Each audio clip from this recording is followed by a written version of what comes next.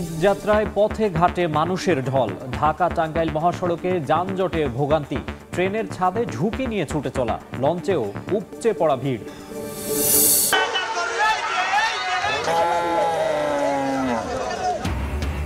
পছন্দের পশু কিনতে হাটে হাটে ক্রেতার ভিড়। দরদাম আর হাঁক ডাকে জমজমাট বেচাকেনা। বেশি দামের অভিযোগ, সতর্ক আইন শৃঙ্খলা বাহিনী।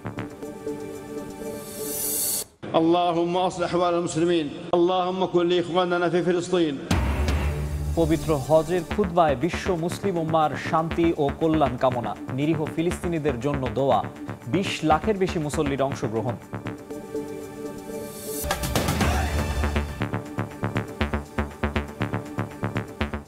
জনপদের সময়ে সঙ্গে আছে আমি মাকসুম আলম খান। ঈদযাত্রায় পথে ঘাটে ঢল নেমেছে ঘরমুখী মানুষের। ঢাকা টাঙ্গাইল মহাসড়কে গাড়ির চাপে দেখা দিয়েছে যানজট। বাস না পেয়ে ট্রাকেও গন্তব্যে রওনা হন অনেকে। যাত্রীতে ঠাসা বগি আর ডেক ভর্তি মানুষ নিয়ে বাড়ির পানে ছুটছে ট্রেন ও লঞ্চ। ভোগান্তি হলেও প্রিয়জনের সঙ্গে ঈদ করার আনন্দে উচ্ছ্বসিত সবাই।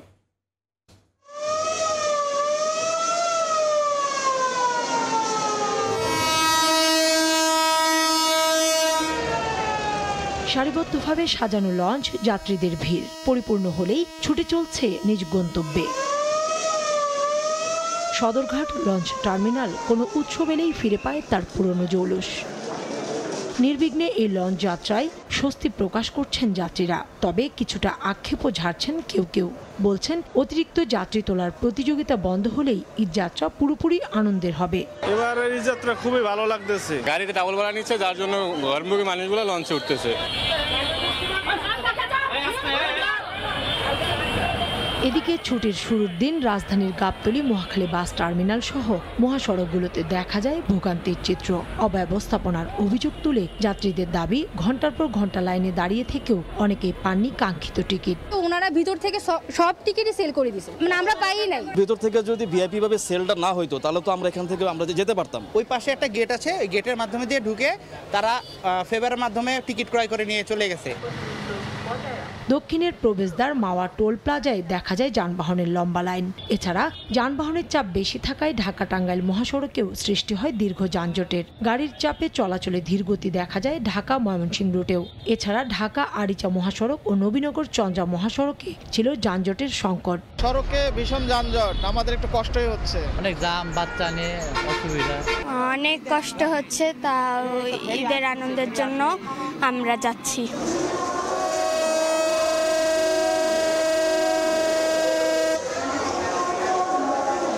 ঈদযাত্রায় সড়কপথের তুলনায় খানিকটা স্বস্তি রেল যাত্রায়।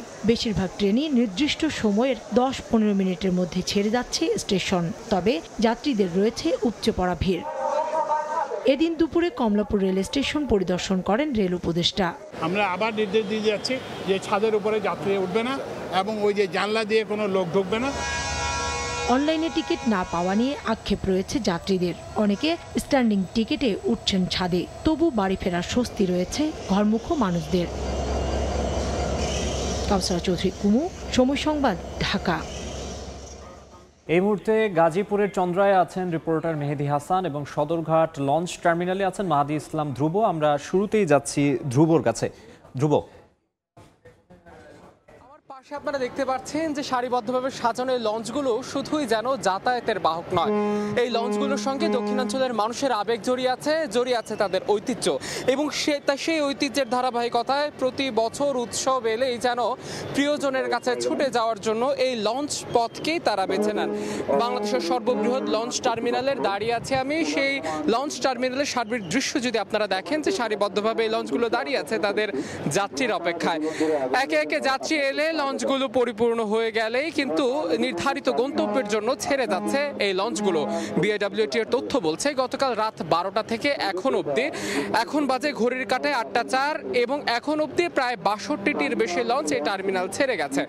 এবং এবারে টার্মিনালের নিরাপত্তা এবং সার্বিক ব্যবস্থাপনা নিয়ে সন্তোষ প্রকাশ করেছেন এখানকার যাত্রীরা। তবে তারা যেটি বলছেন যে কিছু কিছু লঞ্চে অধিক যাত্রী নেওয়ার একটি প্রবণতা কিন্তু রয়ে গেছে এবং তার কারণে কিছুটা ভোগান্তি ভোগান্তির তাদের কণ্ঠে সেই ভোগান্তির দৃশ্য পাওয়া গেছে। এবং একই সঙ্গে আজকে সন্ধ্যার আগে অর্থাৎ 5:30টার পর নৌ পরিবহন উপদেষ্টা ব্রিগেডিয়ার সাখাওয়াত এই যাত্রীদের সঙ্গে দেখা করতে এসেছিলেন, তাদের সঙ্গে কথা বলেছেন, খোঁজ খবর নিয়েছেন এবং তিনি পরবর্তীতে প্রেস ব্রিফিংয়ে তিনি যেটি বলেছেন যে এবারের লঞ্চ ব্যবস্থাপনা নিয়ে তিনি সন্তোষ প্রকাশ করলেও তিনি যেটি আক্ষেপ ঝেড়েছেন যে সদরঘাটে আসার যে সড়কটি সেই সড়কটিতে অধিক জ্যামের কারণে যাত্রীদের ভোগান্তি হচ্ছে এবং এর জন্য তিনি কিন্তু এই সড়কে একটি এলিভেটেড এক্সপ্রেসওয়ে নির্মাণের পরামর্শ দিয়েছেন। তো এখানে ঈদের একদম দ্বার প্রান্তে আমরা অর্থাৎ কালকের দিন পরেই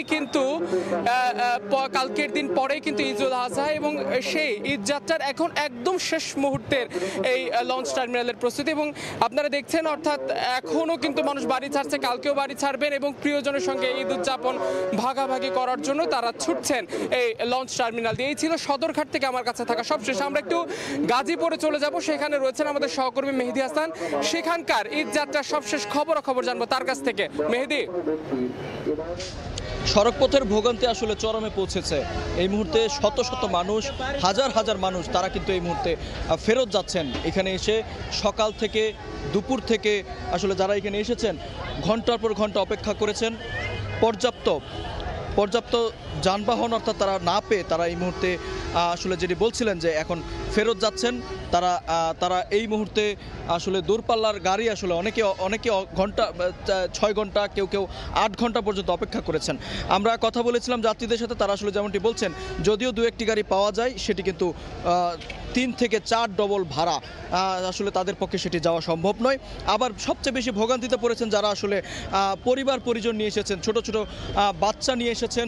তারা যখন এখানে এসে যখন বসেছিলেন, যখন আসলে যারা সিঙ্গেল অর্থাৎ একা যখন বাড়ি যাচ্ছেন তারা কিন্তু চেষ্টা করেও কিন্তু বাসের ছাদে এবং বিশেষ করে ট্রাকে করে চড়ে কিন্তু চলে যেতে পারছেন।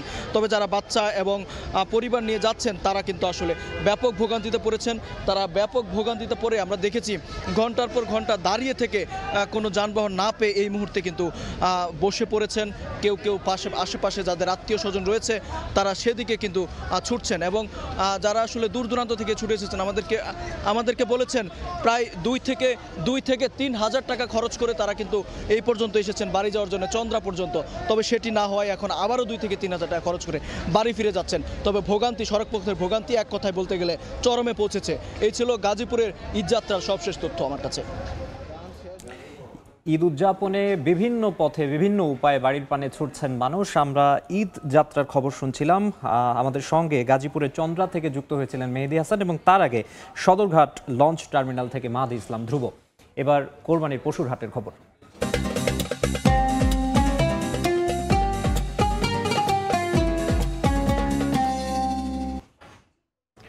ঈদ ঘনিয়ে আসায় সারা দেশে জমে উঠেছে কোরবানির পশুর হাট। বনিবনা হলেই ক্রেতা কিনে নিচ্ছেন পছন্দের পশু। প্রতিবারের মতো এবারও ছোট ও মাঝারি গরুর চাহিদা বেশি, তবে দাম নিয়ে রয়েছে ক্রেতা বিক্রেতার পাল্টাপাল্টি দাবি।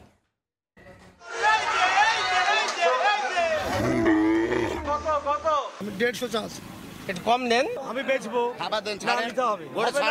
ব্যাপারী আর ক্রেতার দর কষাকষিতে জমজমাট কোরবানির পশুর হাট। দুপক্ষই কিছুটা ছাড় দিয়ে দাম চূড়ান্ত করার পরেই হচ্ছে বেচাকেনা।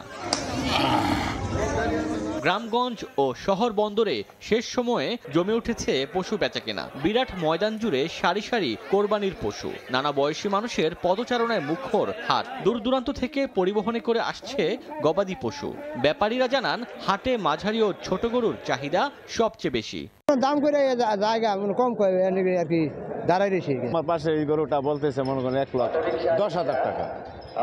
এটা আমাদের একটা আইডিয়া ছিল যে 1.5 লক্ষ টাকা অথবা 1,60,000 টাকার মতো। গরু আনছিলাম আপনার 55টা, গরু রয়েছে আপনার 20টা রয়েছে। হাট ঘুরে দেখলেও শেষ দিনের অপেক্ষায় অনেকে। তাদের ধারণা শেষ সময়ে কমতে পারে গরুর দাম। আবার দরদামে বনিবনা হলেই পশু কিনে ফেলছেন বেশিরভাগ ক্রেতা। দাম গতবারের মতোই, কম মনে হচ্ছে না। দাম হিসাবে কিন্তু কুরবানির গরুর দাম যারা চায় তারা কিন্তু অনেক বেশি যাচ্ছে। কেনার মতো মানে দাম বলার মতো চাচ্ছে না তো। এখন যে দরদামটা চাইতেছে তারা একটু যাচাই বাছাই করতেছে। দামটা একটু বেশি, কম্পারেটিভলি বেশি যাচ্ছে। আরও একদিন আছে, দেখা যাক। এদিকে ঝামেলা এড়াতে অনলাইন ও খামারে গিয়েও পশু কিনছেন অনেকে। ওমর ফারুক, সময় সংবাদ। পবিত্র হজের খুতবায় নিরীহ ফিলিস্তিনি সহ বিশ্ব মুসলিম উম্মার শান্তি ও মানবতার কল্যাণ কামনায় দোয়া হয়েছে। এবার খুতবা দেন মক্কার মসজিদুল হারামের খতিব ডক্টর সালেহ বিন হুমাইদ। সম্প্রচার হয় বাংলা সহ ৩৫ ভাষায়। রাতে মুজদালিফার অবস্থানের পর কাল জামারায় পাথর নিক্ষেপ ও মাথা মুন্ডন করে কোরবানি দেবেন মুসল্লিরা। সৌদি আরব থেকে বিস্তারিত আরিফুর রহমানের রিপোর্টে।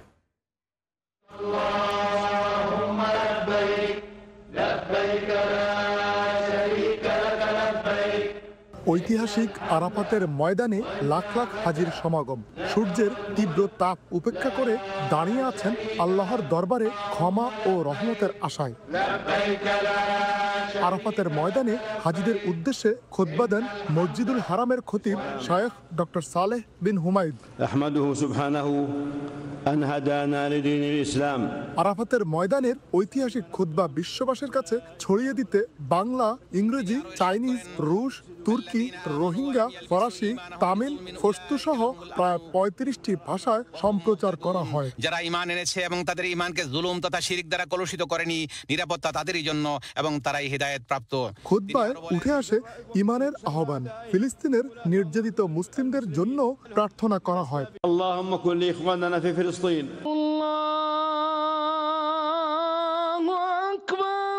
এরপর এক আজানে আদায় করেন জোহর ও আসরের নামাজ। রাতভর মুজদালিফায় অবস্থানের পর শুক্রবার ভোরে জামারায় গিয়ে প্রতীকী শয়তানকে পাথর নিক্ষেপ করবেন। এরপর মাথা মুন্ডন করে পশু কোরবানি দেবেন হাজিরা। এবারের হজে প্রথমবারের মতো AI প্রযুক্তি ব্যবহার করা হয়েছে। সৌদি কর্তৃপক্ষের সার্বিক ব্যবস্থাপনায় খুশি হাজিরা। সৌদি সরকার ইনশাআল্লাহ খুব ভালোভাবে ব্যবস্থাপনা করেছে, সেভাবে আমরা উপস্থিত হতে আমরা খুবই আলহামদুলিল্লাহ। এবছর হজ ব্যবস্থাপনা অনেক ভালো এবং আমরা সকল হাজি আলহামদুলিল্লাহ খুব সুন্দরভাবে হজ করতে পারতেছি।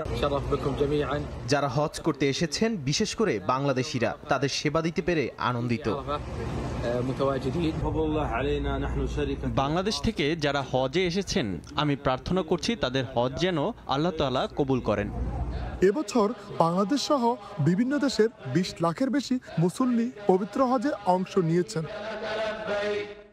আরাফাতের ময়দান থেকে আরিফুর রহমান, সময় সংবাদ। জনপদে সময়। উজানের ঢল থেমে গেলেও সিলেটে বৃষ্টিপাত অব্যাহত রয়েছে। এতে জেলার নদ নদীর পানি কমছে ধীর গতিতে। তবে এখনো ৩টি নদীর পানি বিপদসীমার উপর দিয়ে প্রবাহিত হচ্ছে। পানিবন্দী আছেন বালাগঞ্জ, জকিগঞ্জ, বিয়ানীবাজার সহ কয়েকটি উপজেলার ১০,০০০-এরও বেশি মানুষ। বৃহস্পতিবার সকাল থেকে ২৪ ঘন্টায় ১৭.৫ মিলিমিটার বৃষ্টিপাত রেকর্ড করা হয়েছে। আগামী কয়েকদিন বৃষ্টিপাত অব্যাহত থাকার পূর্বাভাস দিয়েছে স্থানীয় আবহাওয়া অফিস। জনপদে সময়। ঈদের লম্বা ছুটিতে লাখো পর্যটক বরণে প্রস্তুত কক্সবাজার। এরই মধ্যে বুকিং হয়ে গেছে তারকা মানের হোটেলগুলোর বেশিরভাগ কক্ষ। নিরাপত্তা নিশ্চিতে সজাগ থাকছে ট্যুরিস্ট পুলিশ ও লাইফগার্ড। মোহাম্মদ ফরাজের ক্যামেরায় বিস্তারিত জানাচ্ছেন সুজাউদ্দিন রুবেল। ঈদের টানা ছুটিতে পর্যটক আসবে, তাই আগেভাগেই প্রস্তুত সাগরপাড়ের হোটেলগুলো। এরই মধ্যে তারকা মানের হোটেলের ৮০% আর বাকি হোটেল মোটেল ও রিসোর্টগুলোর কক্ষ বুকিং হয়েছে ৬০%। লাইভ মিউজিক সহকারে ফুডের যেই আমাদের শপগুলো আছে, সে প্রত্যেকটা শপেই অ্যাক্টিভ থাকবে। ৯, ১০, ১১ অলরেডি আমরা ফিল আপ করে ফেলেছি। তবে অ্যাভারেজে ধরতে গেলে আমাদের 80% পর্যন্ত বুকিং অলরেডি হয়ে গেছে। বর্ষা মৌসুমে সাগর উত্তাল থাকে, তাই সমুদ্র স্নানে পর্যটকদের নিরাপত্তা দিতে প্রস্তুত লাইফগার্ড কর্মীরা। টাওয়ার থেকে আমরা সার্বক্ষণিক নজরে রাখতেছি, আমাদের পেট্রোল টিম থাকবে। আমরা সর্বোপরি প্রস্তুতি নিয়েছি হচ্ছে ঈদের যেই চাপটা থাকবে, এটাতে যাতে কোনো পর্যটকরা যাতে এখানে এসে বিপদে না পড়ে। ট্যুরিস্ট পুলিশ বলছে প্রর্যটকদের নিরাপত্তা ও হয়রানি রোধে সব ধরনের ব্যবস্থা নেওয়া হয়েছে। আমরা 3 স্তরের একটি নিরাপত্তা ব্যবস্থা নিয়েছি। যেসব অঞ্চল আসলে অপরাধপ্রবণ কক্সবাজারে, সেগুলোতে আমরা এবার বিশেষভাবে আমাদের টহল টিম এবং মোবাইল টিম রাখবো। এছাড়া সাদা পোশাকে পুলিশ থাকবে, আমাদের ফুড পেট্রোলিং থাকবে। ঈদুল আজহার টানা ছুটিতে কক্সবাজার সমুদ্র সৈকতের পাশাপাশি পর্যটকদের জন্য প্রস্তুত পর্যটন কেন্দ্র হিমছড়ি, ইনানি, পাতুয়ারটেক, মেরিন ড্রাইভ ও রামুর বৌদ্ধবিহারগুলো। সুজাউদ্দিন রুবেল, সময় সংবাদ, কক্সবাজার। জনপদের সময় শীর্ষ সংবাদগুলো জানিয়ে দিচ্ছে আরেকবার।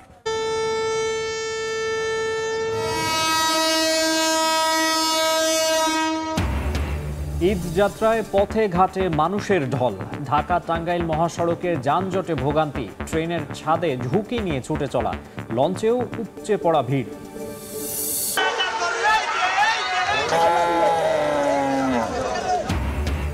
পছন্দের পশু কিনতে হাটে হাটে ক্রেতার ভিড়। দরদাম আর হাঁক ডাকে জমজমাট বেচাকেনা। বেশি দামের অভিযোগ, সতর্ক আইন শৃঙ্খলা বাহিনী। اللهم اصلح احوال المسلمين اللهم كن لاخواننا في فلسطين। পবিত্র হজের খুতবায় বিশ্ব মুসলিম উম্মার শান্তি ও কল্যাণ কামনা। নিরীহ ফিলিস্তিনিদের জন্য দোয়া। 20 লাখের বেশি মুসল্লির অংশগ্রহণ।